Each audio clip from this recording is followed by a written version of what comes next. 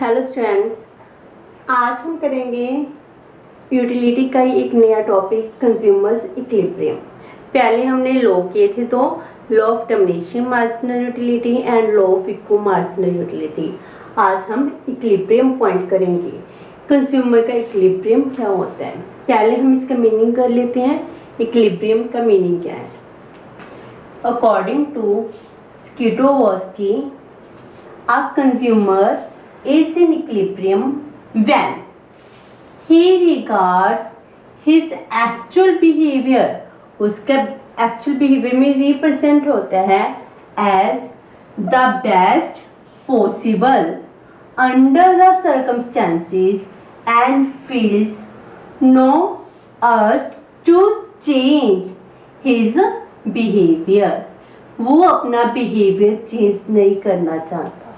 As long as circumstances remain unchanged, जब तक कोई circumstances चेंज नहीं होती तब तक वो अपना बिहेवियर चेंज नहीं हो रहा। इट मीन्स क्या है? अगर एक पर्सन है, कुछ कॉमोडिटीज कंज्यूम कर रहा है, मान लो वो कॉमोडिटी एक्स की 5 यूनिट्स कंज्यूम कर रहा है, वो अपने इस बिहेवियर में नो चेंज, कोई चेंज नहीं करना चाहता। वो नहीं चाहता कि वो इसकी कॉमोडिटी कंजम्पशन 6 यूनिट कर दे या फिर इसको रिड्यूस करके 4 यूनिट्स कर ले। वो जितने कॉमोडिटीज कंज्यूम कर रहा है वो उतनी ही करना चाहता है, इससे उसको मैक्सिमम सेटिस्फैक्शन मिल रही है। जब उसके बिहेवियर में कोई चेंज नहीं आ रहा, no change in his tendency, then it is called the equilibrium point. Equilibrium में कह रहे हैं मुझे अपने बिहेवियर में कोई चेंज नहीं करना, मैं जहां पर हूँ, जिस सिचुएशन में हूँ, I am satisfied, I doesn't want any change. मैं किसी भी वांट कमोडिटी में चेंज नहीं चाहती। That is the equilibrium situation. That's why we are saying change no urge to change his behavior। अपना behavior नहीं change करना चाहता as long as circumstances remain unchanged। जब तक situation change नहीं होती तब तक वो कोई change नहीं करना चाहता। इसी को हम कहते हैं consumers equilibrium। जब वो जितनी commodity consume कर रहा है उस commodity में से fully satisfied है, तब तक क्या कह सकते हैं कि वो इक्विलिब्रियम सिचुएशन में है। जब हम कंज्यूमर्स इक्विलिब्रियम करेंगे, इस जे इक्विलिब्रियम कुछ अजम्पशंस पर बेस्ड है। अजम्पशंस क्या है? First is rational consumer. Rational consumer का मीनिंग क्या है कि एक कंज्यूमर रैशनल है, उसको पता है मेरा बेनिफिट कहाँ है, लॉस कहाँ है। वो सन के माइंड का नहीं है, जो उसका मन किया जैसे किया वैसे कर लिया। वो मार्जिनल सैक्रिफाइस, मार्जिनल बेनिफिट, इन सबको कंपेयर करता है और उसका पर्पस क्या है कि मैक्सिमम वेलफेयर करना। कार्डिनल यूटिलिटी हम मानकर चल रहे हैं, जो यूटिलिटी है वो कार्डिनल नंबर में है जिसको हम काउंट कर सकते हैं। इंडिपेंडेंट यूटिलिटीज, मान लो हमारे पास 2-3 कॉमोडिटीज कंज्यूम कर रहे हैं, हर कॉमोडिटी से हमें डिफरेंट यूटिलिटी मिल रही है एंड वो कॉमोडिटी एक दूसरे के ऊपर डिपेंड नहीं कर रही। Fourth one is marginal utility of money is constant. हम मानकर चल रहे हैं कि अगर हम कॉमोडिटी परचेज करेंगे तो हम पैसे देने पड़ेंगे, मनी देनी पड़ती है, लेकिन जो हम मनी स्पेंड कर रहे हैं उससे मिलने वाली यूटिलिटी इज कांस्टेंट। अगर हम कह रहे थे मार्जिनल यूटिलिटी ऑफ कॉमोडिटी, जे क्या कर रही है? डिमिनिश कर रही है। But marginal utility of money, जे क्या है? कांस्टेंट है, जे चेंज नहीं हो रही, जे हमने अज्यूम किया है, मान लिया है। फिक्स्ड इनकम एंड प्राइसेस, एक कंज्यूमर है, कंज्यूमर की इनकम क्या है? फिक्स्ड है, वो चेंज नहीं होगी।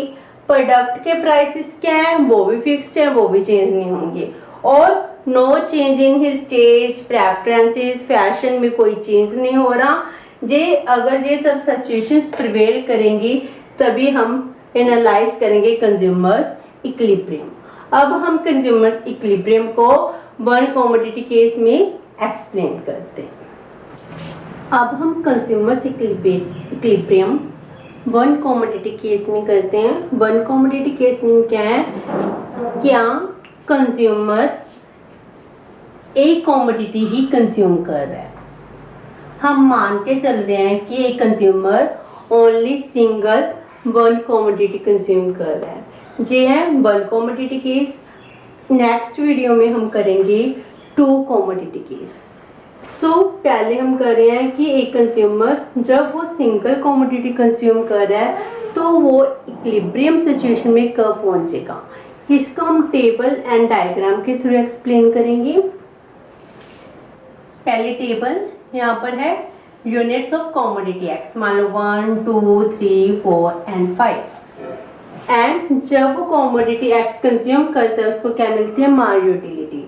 Marginal utility of commodity x is in terms of utils.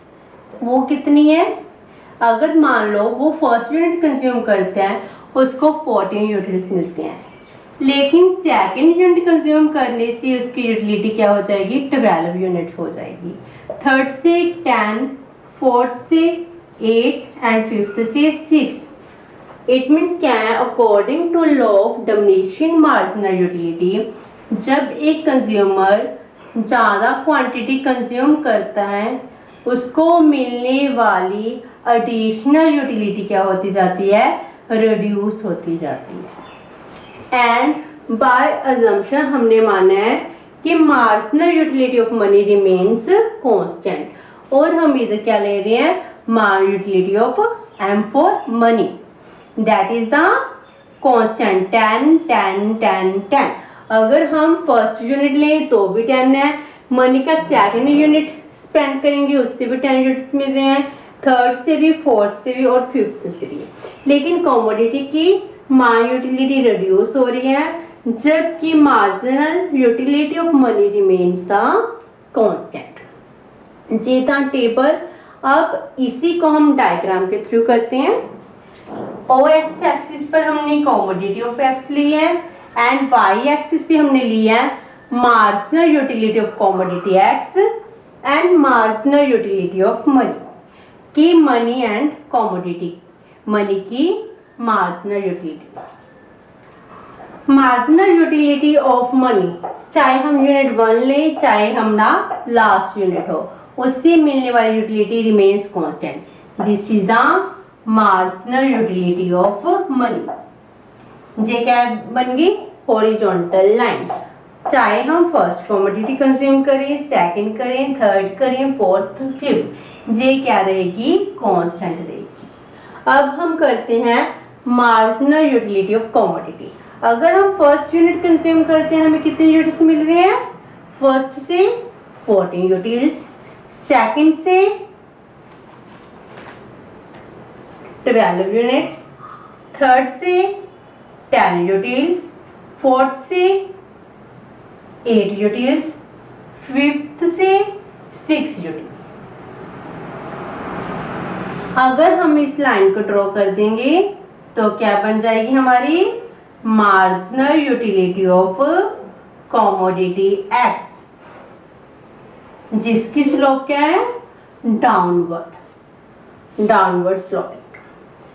अब इक्विलिब्रियम सिचुएशन कहाँ होती है, where marginal commodity X equals to the marginal utility of money. जी कौन सा पॉइंट है, at point here, we name it E for equilibrium.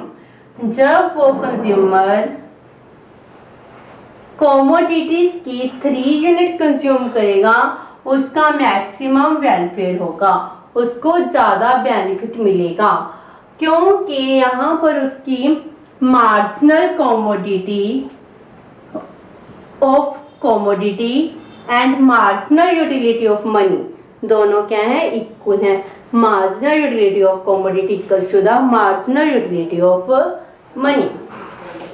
अगर मान लो वो 3 नहीं अब 2 यूनिट्स कंज्यूम कर रहा है, अगर वो 2 यूनिट्स कंज्यूम करेगा उसकी मार्जिनल यूटिलिटी ऑफ कॉमोडिटी कितनी है, पॉइंट ए से लेकर 2 तक, A2। अगर वो मनी उसके पास रहे तो वो पॉइंट कितना है, B। B2। इट मीन्स क्या है, अगर वो सेकंड यूनिट कंज्यूम करता है, ओनली 2 यूनिट्स कंज्यूम कर रहा है, तो उसको मनी से कितनी सेटिस्फैक्शन मिल रही है, B2। अगर वो कॉमोडिटी कंज्यूम करता है तो उसको कितनी सेटिस्फैक्शन मिलती है, A2। It means A area उसको लॉस हो रहा है अगर वो कम क्वांटिटी कंज्यूम करेगा, इसीलिए वो क्या कर रहा है, सब्स्टिट्यूट कर रहा है, मनी को स्पेंड कर रहा है ऑन द कॉमोडिटीज। वो 3 यूनिट कंज्यूम करेगा ताकि marginal utility of money equal to the marginal utility of commodity. Marginal utility of money marginal utility of commodity की इक्वल हो जाए।